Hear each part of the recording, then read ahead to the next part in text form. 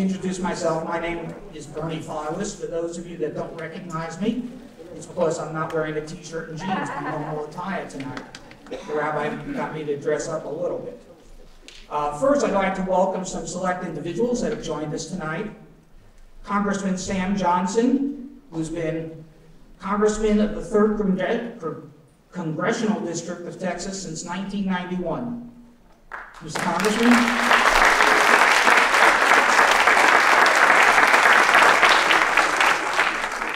From the Collin College Board of Trustees, Mac Hendricks, Nancy Wardsman, and Jenny McCall.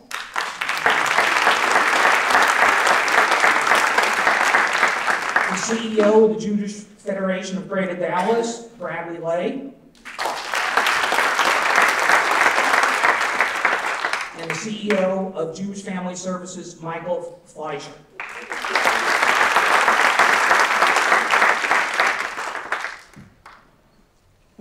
I'd also like to thank the members of the committee who have put this wonderful event together, all of it. The food, the college, the presentation that you're about to see, Mala Buskin, Karen Planger, Benita Gluckman, Sharona Ohayan, and Cheryl Pigeon.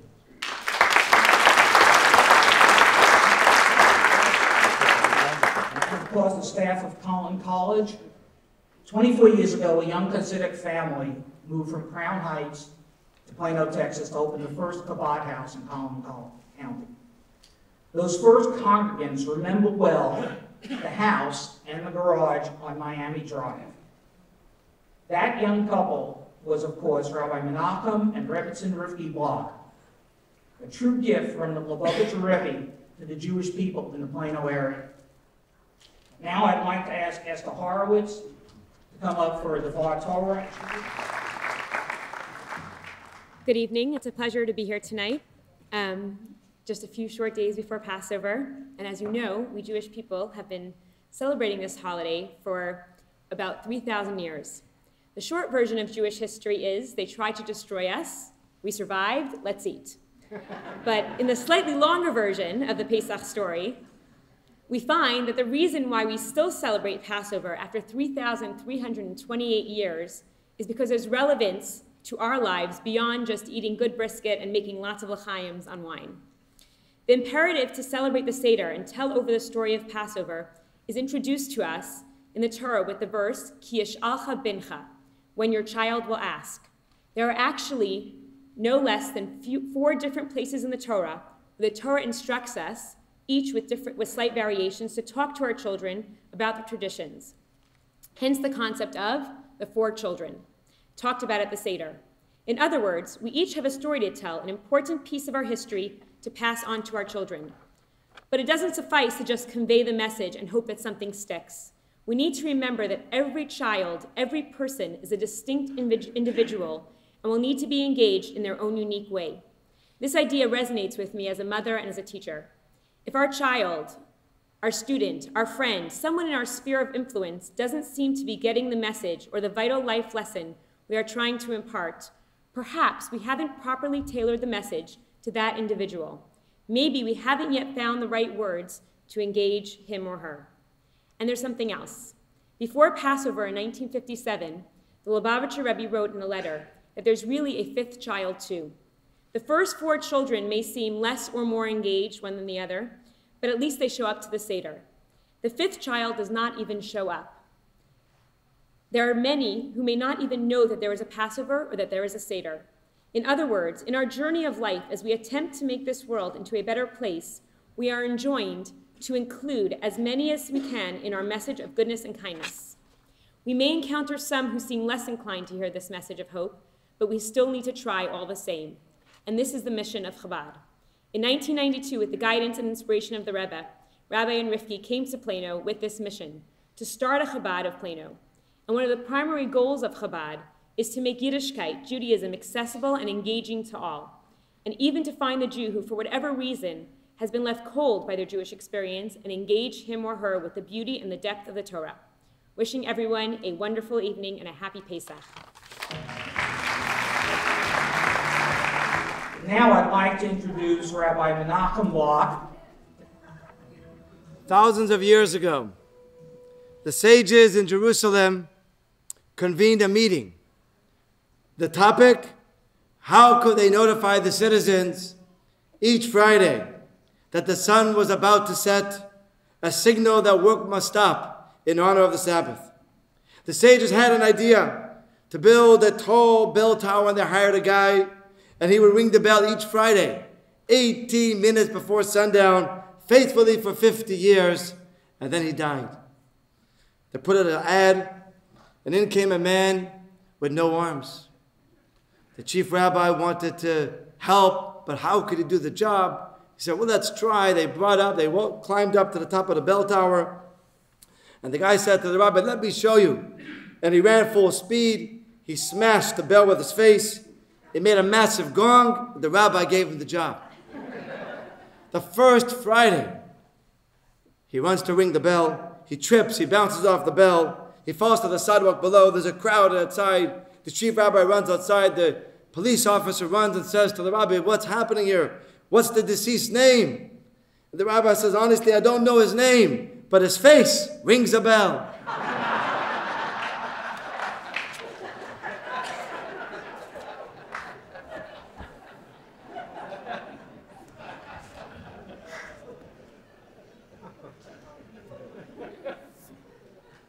For everything there is a time.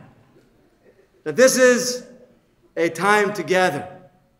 Thousands of years ago, in the times when the temple stood in Jerusalem, every 7 years, the Jewish people would gather in the temple, men, women, and children, to hear the king read from the Torah, the Bible, encouraging love and awe of God. It was the king, the leader of the people, who were assigned this task of inspiring the people. We actually keep accurate records of this 7-year cycle. And this year is that 7th year, the year of gathering. In Hebrew, we call the year Hakel. This is why you can see on the screen behind us that the name of the evening is a gathering of inspiration instead of our usual name, an evening of inspiration. The Lubavitcher Rebbe, who inspired all the young rabbis and rebbitzins to move out all over the world, understood the benefits of these gatherings. He encouraged the Jewish people across the world that although the temple does not stand, and although the gathering of the entire nation will not take place in Jerusalem, that we should make our own gatherings in Plano and all over the world every 7 years. These gatherings serve as a reminder that the individual must not be lost in the vastness of community. When there is an absolute value placed on each individual, we are then compelled to do whatever is needed to bring that individual into the embrace of community. From anonymity to recognition, from the periphery to the center. And as you can see, the logo of this evening reflects this idea, how each individual person who lends his or her hand is critical to upholding the integrity of the entire world. Carrie, please join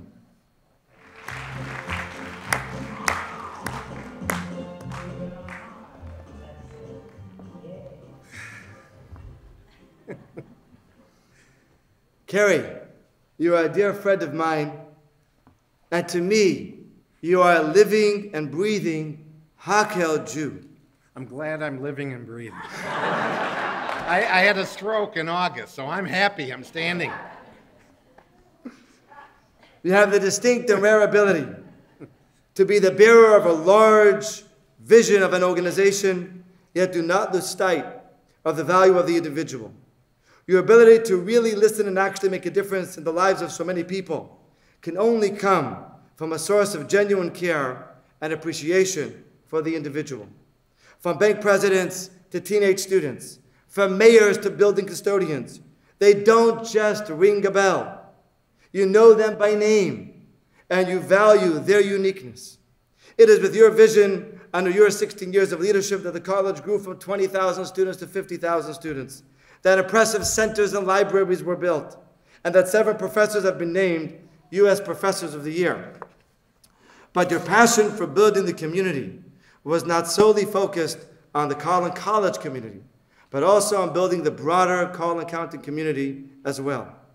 You devoted so many hours to numerous causes, such as the Medical Center of Plano, who has a beautiful delegation here tonight, the Collin County Children's Advocacy Center, the Plano Rotary Club, the Plano Chamber of Commerce, the Collin County Business Alliance, just to mention a few. For us at Chabad, your unique, humble, yet strong persona impacted our community. People gathered around you because of your interest, attention, and care you showed each person. Carrie, at the 13th anniversary of Chabad, I came to this building, and I asked you if I could honor you. I had known you for about 2-3 years, and in your humble way you said, Rabbi, what are you honoring me for? I haven't done anything yet. So I said, why don't you accept the honor for what you will do for Chabad? I remember. Tonight, 11 years later, on our 25th anniversary, I can stand here and say with a full heart that you took that pledge seriously. And I conclude with the words that appear on the inside front cover of tonight's tribute book. Words that were chosen carefully and written by my wife, Rivki, the heart and soul of Chabad. And I quote, "We are grateful for this opportunity to give recognition and thanks to a great friend and an all-around mensch. Carrie, you live your life with enthusiasm, determination, and service to others. Your generosity, friendship, energy, and vision have enhanced our community in so many ways. To all of us, whom you have given so much to, we say Toda Rabbah, thank you. You are truly, as I just mentioned before, a deserving recipient of the Florence Shapiro Distinguished Leadership Award.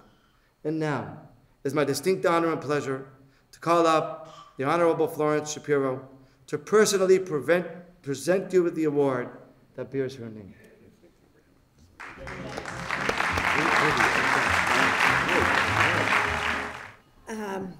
The rabbi just asked me to hand it to you, but I can't do that. I can't. First of all, I thank you, Rabbi and Rivki, for doing this in my name. It's such an honor, and I'm so proud. Thank you so much. But I can't just give this to you without saying a couple of things. I've known Carrie since he came, and he's a good person, as you all know, but he means it. It's from his heart. He was the heart and soul of Collin Community College, Collin College, now Collin College, and believed with all his heart that every single child needs an education. I sat with him in his office on many occasions where we discussed this. There's not anybody that I can think of that deserves a leadership award more than this gentleman right here. The idea that he is now standing in front of all of you, and the idea that he is now being honored, you're right, 13 years ago was perfect, but today is very special. You haven't lost your zest for life. You haven't lost your laughter and your jokes, but we miss you with all our hearts. And I just want you to know from all of us how much we appreciate everything that you've done for this community. It's a real pleasure to say all those who faithfully occupy themselves with the needs of the community will be blessed and rewarded. Dr. Carrie Israel, the Florence Shapiro Distinguished Leadership, with profound appreciation, abiding respect for your extraordinary leadership, enthusiastic support, and unwavering friendship. Chabad of Plano, Collin County, April 17, 2016.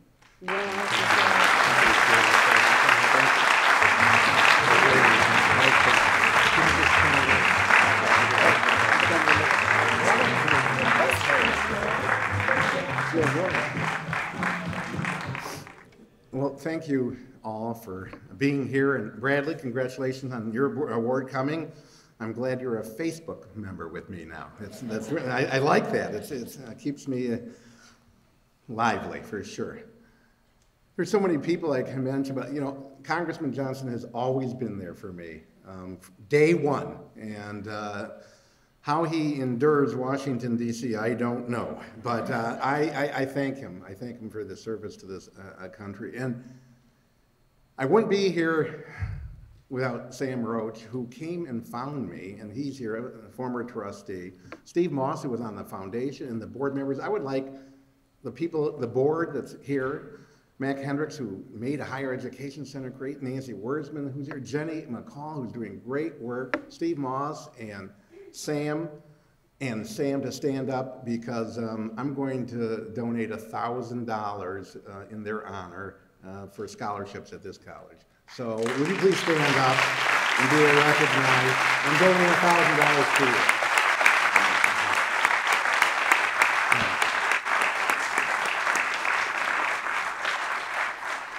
Because as everyone knows, I didn't do this all myself. I mean, I don't know what they're talking about. I don't know who they're talking about. It takes all of us working together. You know, people said such nice things up there, but I learned as much from them. And thank you for being here, David. Now, I've learned so much from all of you that you've enriched my life. You know, all the people at the Chabad, I mean, it's just been an amazing journey for me. And there's no question about it that I got more from all of you than I gave. And I'm still going to give. And listen, I'm not wearing cowboy boots. I mean, goodness gracious. I love my wife, but why she moved to Illinois, I don't know. And so I moved to Illinois, and I had a stroke. I mean, that should tell you something. The other thing that happened is I still have my lisp. You would think it would get rid of my lisp. It didn't get rid of my lisp, right? Charles, good to see you too. I mean, there's so many people, I don't want to go mention, I mean, all of you in here are special to me. And all of you are leaders. And this is a great, great community. And it will continue to be a great community. This is a coveted award. I remember when the rabbi said that to me, and one person came up to me and said, why should you get an award? You've done nothing. And I said, yes, I know, but it's what I'm going to do. I mean, I had to keep explaining that for about a year. But this rabbi knows how to get to you. So anyway, I want to thank all of you and my family. And, you know, it was a beautiful video, but all of you are here. You just enriched. I can't tell you how appreciative I am. And it literally was a miracle what happened to me after the stroke. The rabbi flies in, and it was just unbelievable. It was sukkah, so we put up a sukkah. I could hardly stand, and I needed help. And there's pictures of them, me praying in the hospital. So. When he walked through that airport, because at the time I was in Springfield, you know, they were looking at him. They didn't know who he was. I mean, no one had come down there with a, you know, that looked like you. So, anyway, and so their eyes were going like this, and you know, I'm holding the lulav he's bringing to me, and I'm explaining it. He was the last one to get off the airplane because they were asking for signatures. And, anyway. Thank all of you for your donations, for your kindness to the Chabad, for taking out ads, for honoring all of us here tonight. And, you know, I was a lawyer in Michigan, too, and she's got Supreme Court Justice here from Michigan. And I have my old law partner saying, he's coming there? You know, he's like a celebrity in Michigan, and that's so kind. So it all came together. And again, I thank all of you for what you have done. I thank you for enriching my life. I'm going to say it again. But most of all, everything I have is from God. And so I thank God.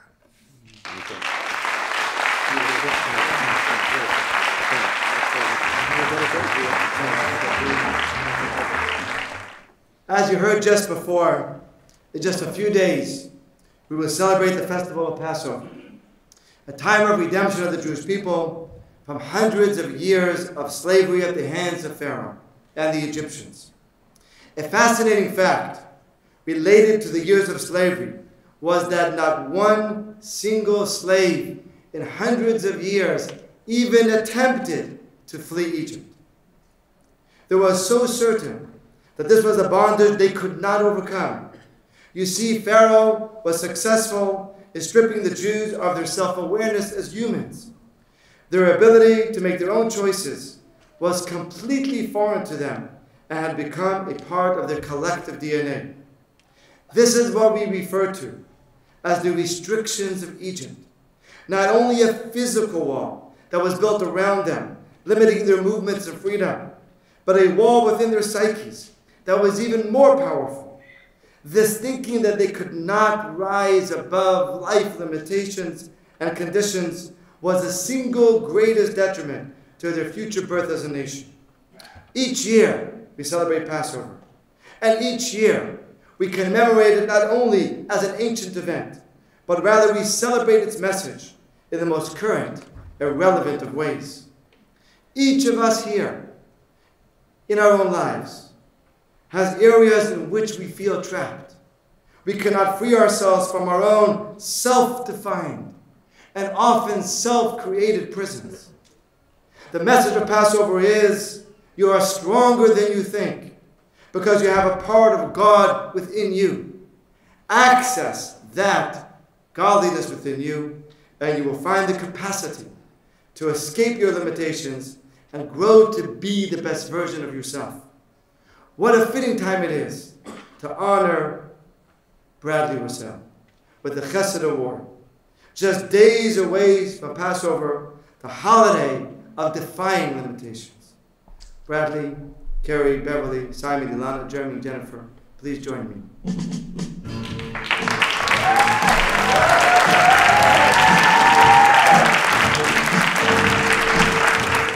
Bradley, you could have chosen to give in to your limitations and allow them to define you in life. Many of us know the famous words, especially your brother and sister that are here with you on stage. What you said on the bima at your bar mitzvah, after you finished reciting the portion so beautifully. And I quote, "They told me I couldn't do it." Bradley, to me, you live and breathe daily the Yetziat Mitzrayim, the exodus of your personal Egypt. You could have easily slipped into the role of recipient, taking the help and support from your loving family and friends. Instead, you escaped your limitations and became an Ish HaChesed, a true giver of kindness. You volunteered at the JFS.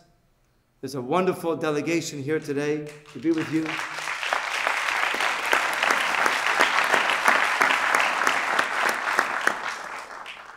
On a daily basis, helping those less fortunate meet their basic needs of food. You are very involved in the Special Olympics, first as a participant and later as a volunteer, and in many other organizations. You do it all in a friendly way, a cheerful way. And I must say, excuse me, Carrie, you are the most popular award recipient in the history of Chabad of Plano.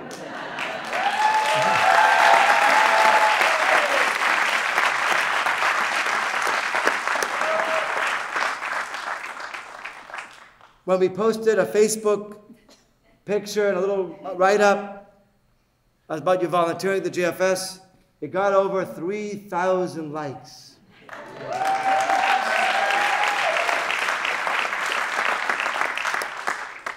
In everything you do, you inspire all of us to scale the walls of our limitations and access the true freedom that is achieved by being the best person that we all can be.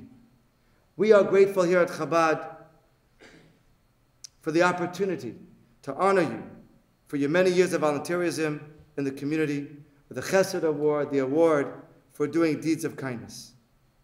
Bradley, you exemplify Chesed in its purest form, doing deeds of kindness without a thought of what you will receive in return.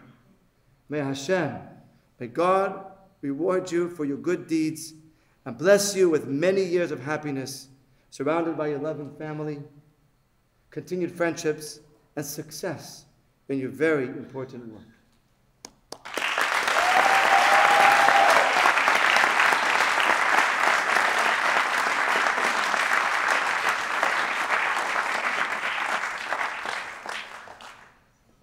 The Chesed Award reads, "A good heart includes all other virtues.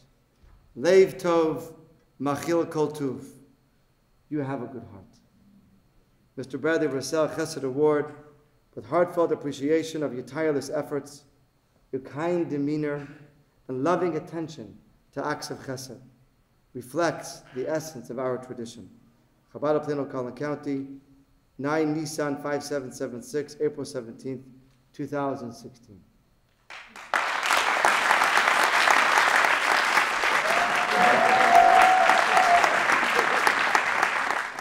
My brother has this all scripted out. We're from 2 pages to 18. Hello, my name is Alana Narasoff, and this is my brother, Jeremy Rossell. By now, many of you know or have read that Bradley Rossell, the Chesed Award recipient, is our brother.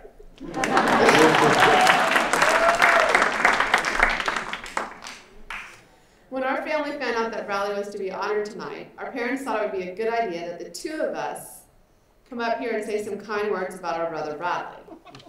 So before we say any kind words, we need to get a couple things out of the way. Number one, I would like to apologize in advance for you having to watch my sister and I share a podium. Sharing between brothers and sisters is a skill set we've been working on our whole life. Some days are good, some days not so good. We'll do our best to get through the next couple minutes. Number two, we will say some kind words. However, for those of you that have siblings, you understand there's a limit to how kind we can really be. Bradley, we love you, and we're proud of you, but don't get your hopes up. Number three, we didn't want to be too serious because we wanted you to have a smile on your face when you're thinking of Bradley. That, of course, is one of the reasons Bradley has made such an impression on us in this community. He volunteers, he gives, and he puts smiles on people's faces. Okay, enough. They want to hear me now. He wrote that in. You know it's true, right? That's right. Okay, you admitted it. Many of you are likely aware that the three of us are actually triplets. For the record, Jeremy is the baby. I am the neglected middle child. And in fact, Bradley is our wiser, older brother. Some of you are thinking, here come some kind words about our older brother. Hold on tight, my younger brother. We have something else in mind. And my younger brother is making me do this. Again. So a blonde girl is pregnant with triplets and getting ready to go into labor. Her friend Jill had told her to call her as soon as the babies were born. A couple hours passed, and the triplet babies were born. The blonde mother immediately rings up her friend Jill and asks her to come to the hospital. As soon as Jill saw the babies, she shrieked and she said, "They're adorable, mazel tov." Oy vey, the blonde said. "I know, it's going to be difficult just to pick out which one I should keep." For those of you that know my parents, my mom is not blonde, and they certainly kept all three of us. To this day, when they are upset, they remind us they have always wanted one. However, they have always made it known that Bradley is their favorite. We think they say that jokingly, but tonight, and only for this one night, we agree Bradley is the best.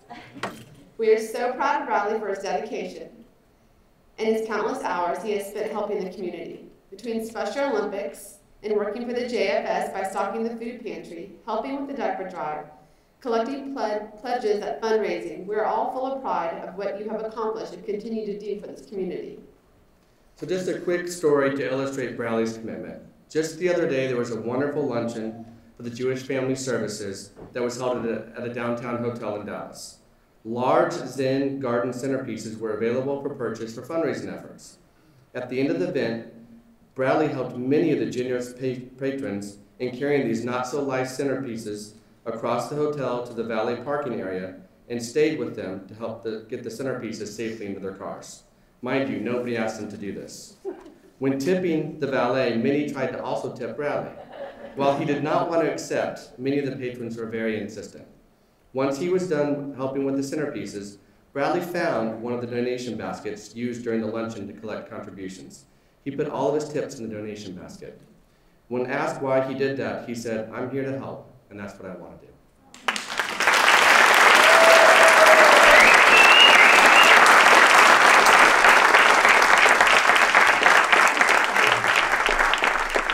A two ways of spreading light: to be the candle or the mirror that reflects it.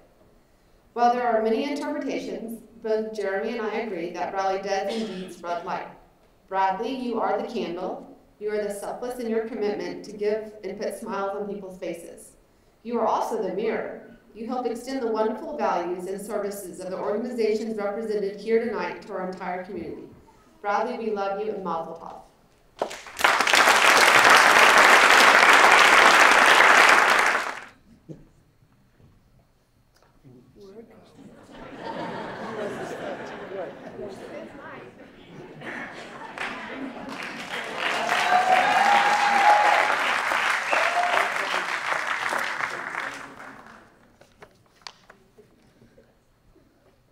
Before I start, the program you see have a hand symbol. I want you to put like number 1 because I want just wait till you hear this story. Welcome everyone. First off, I'm kind of nervous. Let me take my phone out and take some picture of fun of you guys.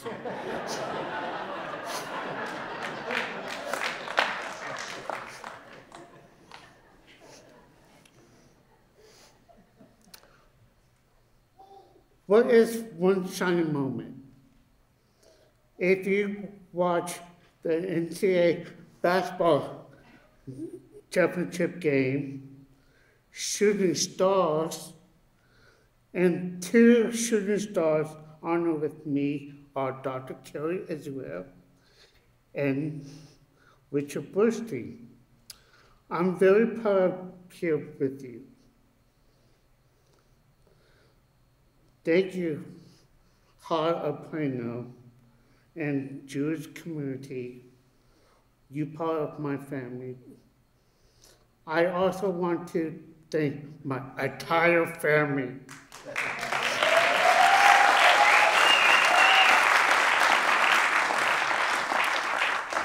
I love you all. I want to thank you, my other Jewish family service. You mean so much to me.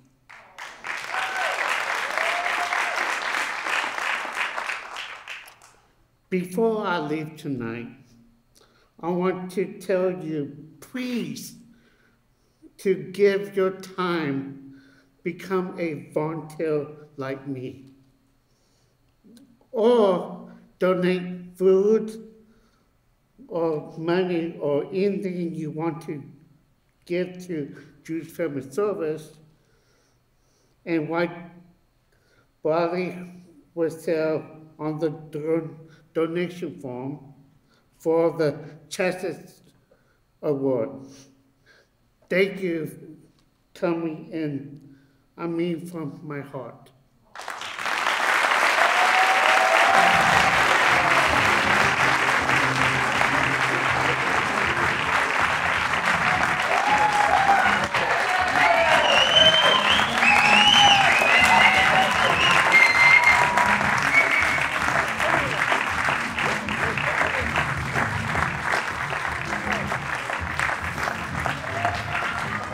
Bradley, what can I say? You've made us famous everywhere. Everybody knows Bradley, and we couldn't be more proud of you. You've been an inspiration to our family. You've been an inspiration to our community. We love you so much, and as I said in the booklet, his zest for life, his love of life is contagious. His smile is infectious. You can't help but smile when you see Bradley. He's such a part of so many lives, and I appreciate all of you being here to help honor him. Dr. Israel, again, congratulations on your award. But Bradley, we really wanted to figure out what we could do that was something more than just an award for tonight, something that would be more of a permanent reminder of you and what you've done for us as a family, what you've done for us as a community. So, from your mother and your father, from your sister Alana and Simon Nerosov, from your brother Jeremy and his wife Jennifer, we have decided to dedicate a classroom in your honor at Chabad. So that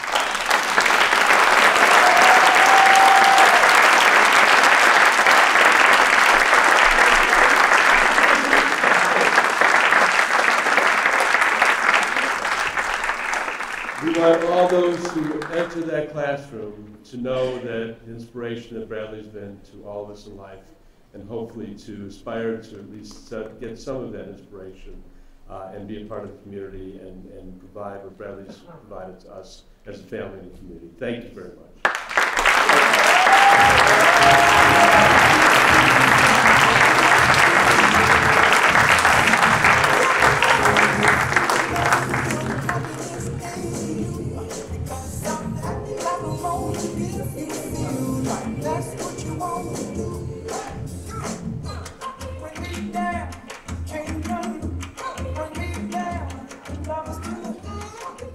We're actually way ahead of schedule on Chabad time. Now it's my pleasure to introduce our speaker for this evening. Justice Richard Bernstein became the first elected blind justice to the Michigan Supreme Court in November of 2014. Prior to being elected to Michigan's highest court, Justice Bernstein was known as a tireless advocate for disabled rights, heading the Public Service Division for the Sam Bernstein Law Firm. Blind since birth, Justice Bernstein is a graduate of the University of Michigan and earned his JD from Northwestern University School of Law. In his spare time, this is pretty amazing, Justice Bernstein is an avid runner, completing 18 marathons, including 8 New York City marathons, a full Ironman triathlon, and a half Ironman. Welcome, Justice Bernstein.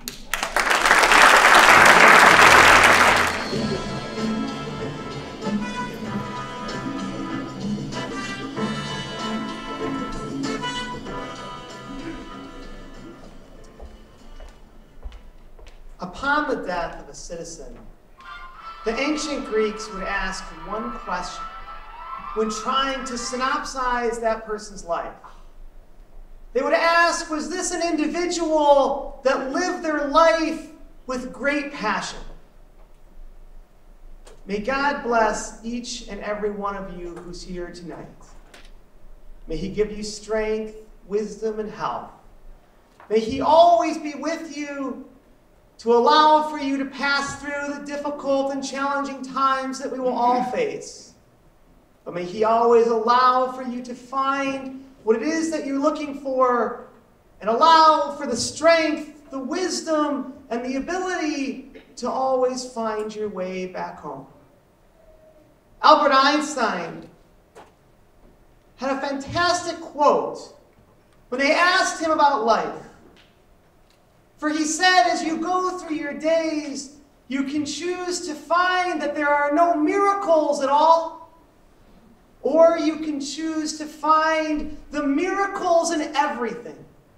The miracles in life, the miracles in your friends, the miracles in your family, the miracles that exist every day through God's great glory. I think we come here tonight because we simply have to believe that extraordinary things can, will, and must happen for each and every single one of us. I always remember awakening at Mount Sinai Hospital after having gone through a catastrophic event. As I lay in the trauma unit, I remember that Hashem sent to me a special person, as He always does.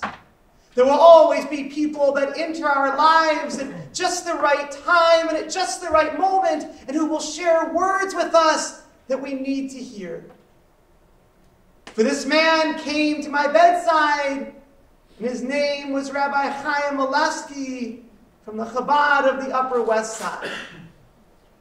And this rabbi taught me the most valuable lesson.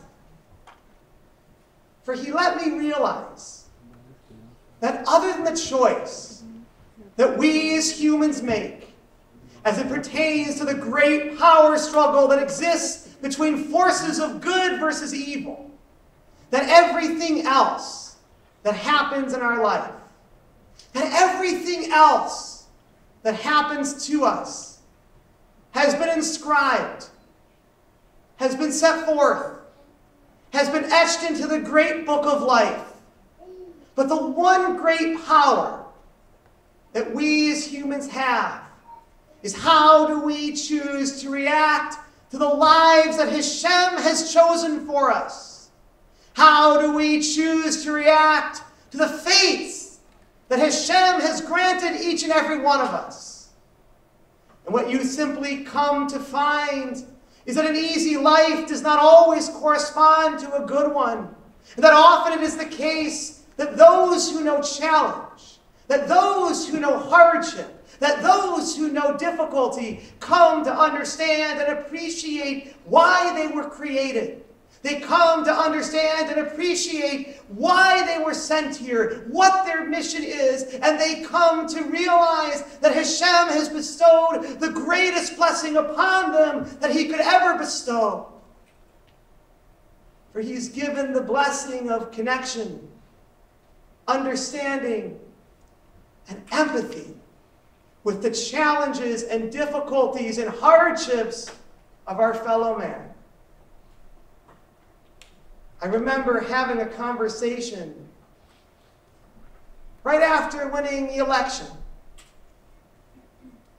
We were talking about what are the qualities that make a good judge. And the people I was talking with said, well, that's easy. A good judge is a person who's a great writer. A good judge is a person with an outstanding curriculum vitae. A good judge is someone with a very high IQ. And I remember telling them, I think you've missed the most important thing. When they asked me, well, what else is there? I said, the qualities that you've given are all qualities that can be learned on the job. But the most important quality is our life experience. For it is life experience that allows for us to understand and appreciate the world in which we live. It is our life experience that gives us our spirit, that gives us our soul, that gives us our essence. The more challenge and difficulty and hardship that is given to us, the kinder, the warmer, the more understanding we can be, the better we are at being able to serve, help, relate, and ultimately connect. Hashem gives us our life experiences for a reason. He gives them to us because he wants us to use them to help other people, to impact others. But if we don't have life experience, if we don't have hardship, if we don't have challenge, if we don't have difficulty, we won't have that ability. We won't have that wisdom. We won't have that wherewithal. I remember as a young attorney getting a call one morning. There are certain conversations that you have that you simply will never forget. It was a wonderful Orthodox mother. And she called me because she knew that disability issues was something that I had a great passion for, had dedicated my life to. And she had some questions for me. She wanted to understand why it was that she could be such a good person, a kind person, a righteous and a pious person. She followed all the rules. She did everything that was asked of her. She wanted to understand why it was that Hashem would give her a child with severe disabilities. What kind of a life was my new baby going to have, she asked. Do you think he's ever going to have any friends? Do you think he'll have a chance to go to school? Do you think he'll ever get married and have a family? Do you think he'll ever live independently? And she went on to ask, do you think that my family and myself and my newborn child will ever have the opportunity to have an ordinary life? And when do you think we'll finally have the chance to stop having to suffer? I remember answering her by saying this: Hashem did not create you, your child, or your family to simply be ordinary. I believe that your child was sent here. He was given to you to be extraordinary. And I don't believe that at any point you're ever going to suffer, but you will have to struggle. And it is that struggle that's going to allow for you to find your identity, to find that strength, to find that purpose, to live with that incredible passion. In essence, I think the question that we all ask, which is why many of us turn to Chabad, because of our own struggles and challenges and difficulties, we are all asking the question, why? Why is it that Hashem is so merciful and kind that he allows for bad things to happen to otherwise such good people? And why is it, as we look to the book of Job, that there are some who have to walk among us that know a greater struggle and a greater challenge and a greater hardship than others can possibly imagine or even begin to fathom? If Hashem is so great, why does he allow for this? Why do these things happen? We worship Hashem, we praise Hashem, and yet why is it that there is this suffering? Why is it that there is this pain? Why is it that there is this difficulty? Why is it that a God that we worship allows for this to happen to us? I think what you find as you go through life is that those who do have the challenge and the difficulty and the hardship have an incredible connection with the Creator, an understanding and a belief that is incredibly strong. For yes, there are many who walk among us whose bodies are mortal and infirmed. But it is always those people whose spirits know no bounds, who know incredible strength, who live with a resilience that can simply never be defined. Now, I've been blessed. I've had the opportunity to complete 19 marathons and a full Ironman competition. For those of you who are unfamiliar, an Ironman competition is a 2.4-mile swim, followed by a 112-mile bike, to be completed by a 26.2-mile run. The rules of the competition are quite simple. If you stop, if you rest, if you take a break, you run the risk of missing a cutoff. If a cutoff is missed, you will be immediately disqualified from the competition. If you finish at 12:05 and not 12 o'clock, it is like you were never even there. 2 years of effort and work will simply be for nothing. So I invite you to picture, if you would, the feeling you would have as you dive into a frigid body of water.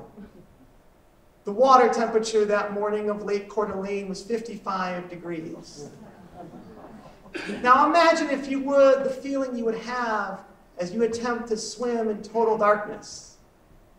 You don't have any idea where you are. You don't have any idea where you're going. But most terrifyingly, you don't have any idea where you currently are. Being the only disabled person in the competition, you get kicked in the face by all the other swimmers who don't realize that you are blind. And because of your blindness, you can't brace for the ensuing impact. So as people kick you, you feel it over and over and over again in the face, but there's simply nothing you can do about it. You try to surface, but it's almost next to impossible because there's other swimmers who are immediately above you. And lastly, other competitors become entangled and ensnared in the rope that connects you to your guide. The more that you struggle, the more that you attempt to break free, the more intense the rope becomes, the more constrictive it gets, and the quicker it starts taking you below the surface. You try to get oxygen, but it's next to impossible because the harder you try to get your head above the water, the faster the waves come and crash down upon you, and the quicker it feels the rope starts taking you below. Chabad teaches us the most valuable lesson of all. If you have a strong belief, if you have a strong faith, Hashem will always get you there. You always seem to find when it's difficult and painful, you always seem to realize that you have exactly what you need when you need it. You never have anything more, but you never seem to have anything less either. There are miracles that happen each and every day. And if you choose to see them, they happen all around you. Connection, beauty, warmth, understanding, empathy. We have a lot of people here that are younger. That always gets me excited whenever you have a chance to talk to young people. Because I want to kind of speak to you just for a quick moment.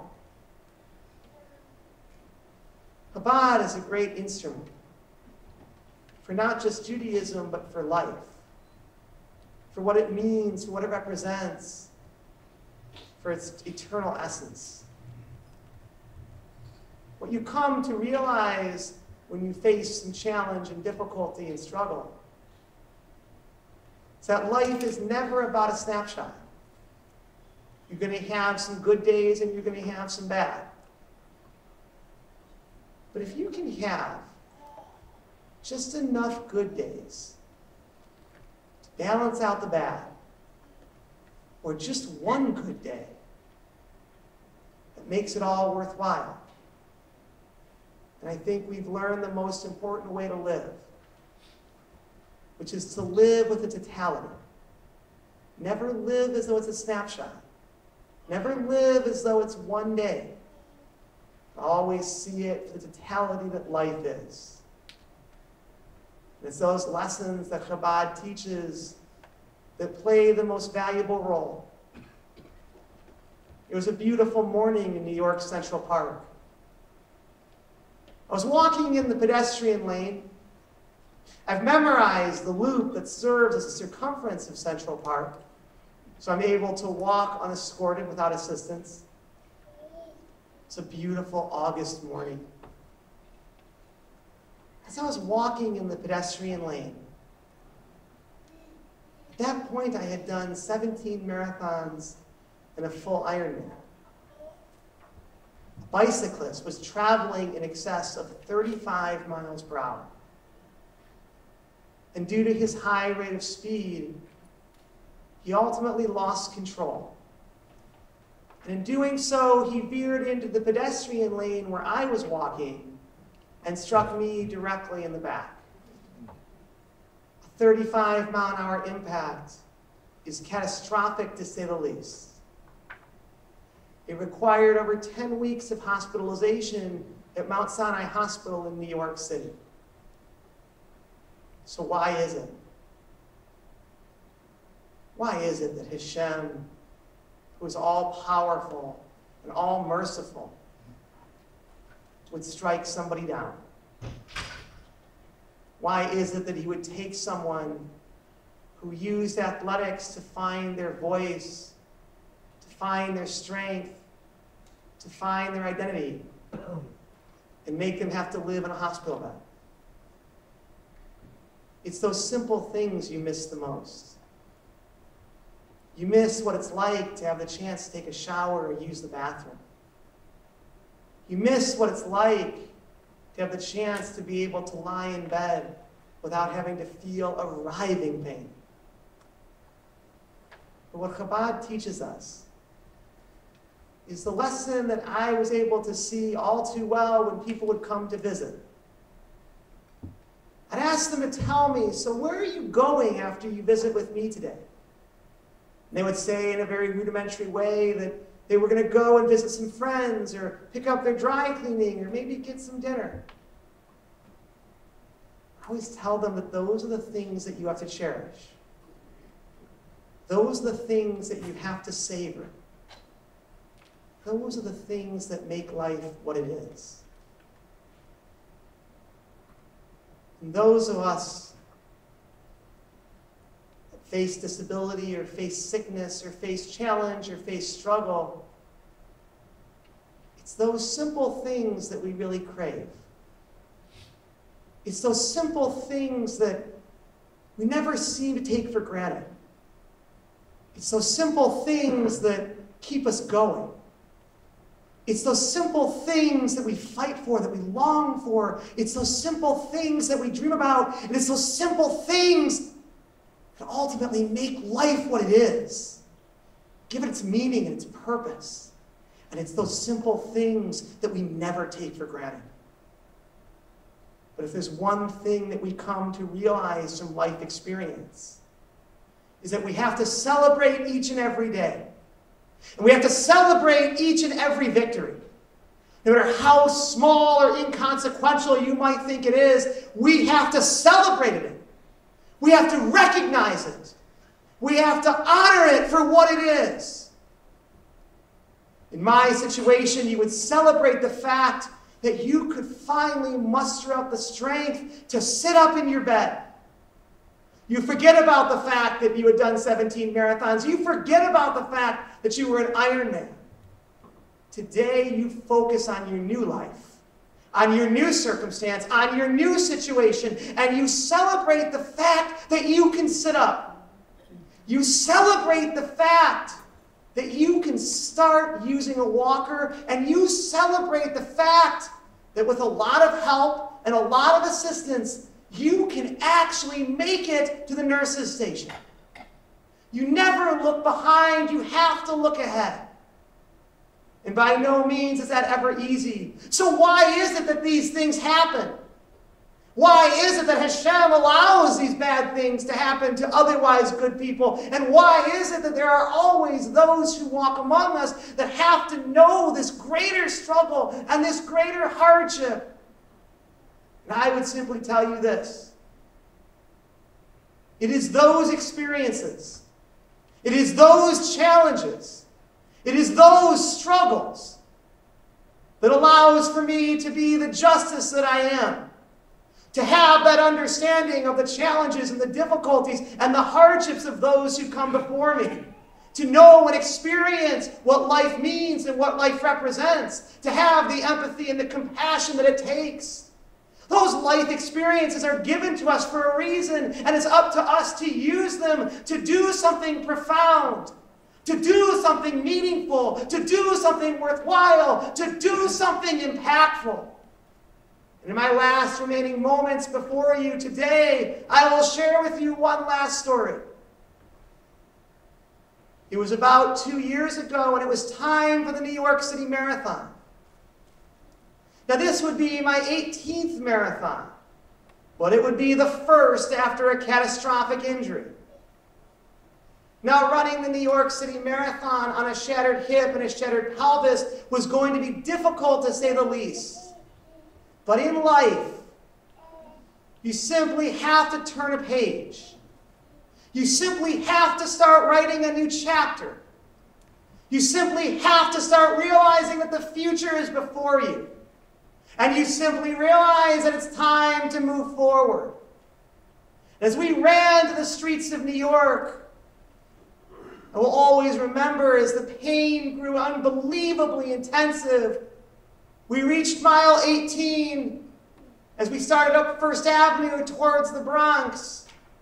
I remember reaching up to the heavens and praying to Hashem that He would give me the strength to finish. For I said, Hashem, I can live and tolerate the pain, but I pray that you will allow for me to finish this goal, to cross that line, and to achieve this mission without losing consciousness. I need you to allow for me to do this so that I will not pass out before the objective has been reached.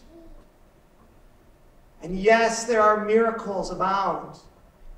Because it was at that moment and at that time that I came to realize something remarkable about Hashem. It was right at that moment that I was able to find a sense of peace. A peace with my new body, a peace with my new life, a peace with my new situation. But most importantly, there are certain moments and times of life and it's with that struggle, and it's with that pain, and it's with that hardship that you are able to find a sense of peace with Hashem. So why do bad things happen to otherwise such good people? And why are there some that have to know a greater struggle and a greater hardship than others? I believe that what Chabad teaches us is the most valuable lesson that goes to what life is about. That at a certain time, in a certain moment, in a certain way, you can't spend your energy and your time and your effort focusing on trying to get over it. For you realize that you simply have no other choice but to just get on with it. For it is through the challenge and the struggle and the adversity that we will do what is hard to achieve what is great. And we come together tonight to celebrate the mission and the meaning of Hashem, which is translated to us through the work and the energy and the efforts of Chabad. And it's tonight that we come to realize that we must live our lives as great poets, as great authors, as great novelists. And within any great novel, there must always exist chapters. There must always exist chapters of pain and frustration and setback. For it is only through those chapters that you can come to understand and appreciate the chapters of hope, the chapters of joy, but ultimately the chapters of true triumph. For we gather here tonight to celebrate life. Life the way Hashem intended for it to be.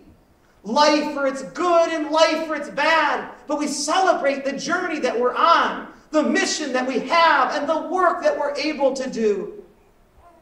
We gather here tonight to celebrate the idea that no matter who we are, where we're from, extraordinary things can, will, and must happen for us all.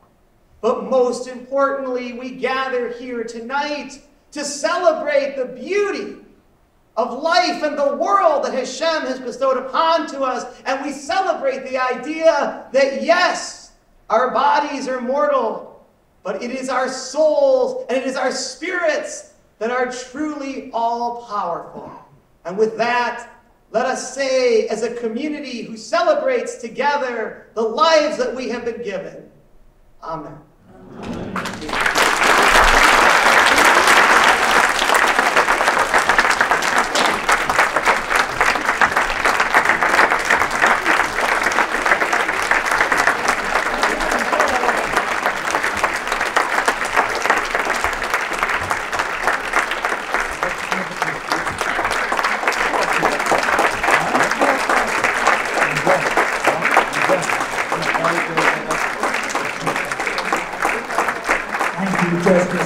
me for such an inspirational speech.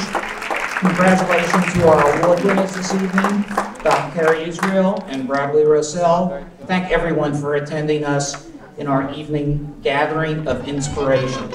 Good night.